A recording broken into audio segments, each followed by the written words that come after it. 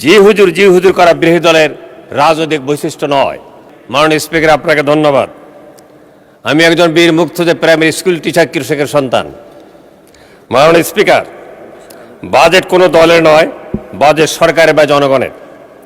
অতীতে বাজেট পেশের পরপরই সরকারি দল স্বাগত মিছিল করেছে, বিরোধী দল প্রতিবাদ বিক্ষোভ মিছিল করেছে।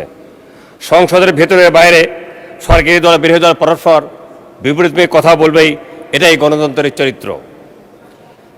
জি হুজুর করা বিরোধী দলের রাজনৈতিক বৈশিষ্ট্য নয়। ধান মানতে শিবের ঈদগাঁও বাজেট বক্তৃতা নয়। আমরা সরকারকে ফেল বা ব্যর্থ করাতে চাই না। আমরা সরকারকে জনবান্ধব, দুর্নীতিমুক্ত, গতিশীল রাখতে চাই বলেই কঠোর সমালোচনা করি। এটাই আমাদের সংসদীয় অধিকার, দায়িত্ব, কর্তব্য। আমরা বিশ্বাস করি দেশের উন্নয়ন বাড়াতে হলে উন্নয়ন বাজেট বাড়াতে হবে এবং সেই জন্য স্বাভাবিকভাবেই রাজস্ব বৃদ্ধি করতে হবে। তবে জনসাধারণের সহনীয় মাত্রায় থাকতে হবে। উন্নয়নের বাধা হচ্ছে অস্বচ্ছতা, অদক্ষতা, দুর্নীতি, ঋণখেলাপি, অতিরিক্ত সুদের হার। আমলাতান্ত্রিক জড়িততার কারণেই বিদেশি বিনিয়োগকারীদের অর্থ পাইপলাইনে পড়ে থাকে এবং হাজার হাজার কোটি টাকার সুদ তারা বিদেশে পাচার করে।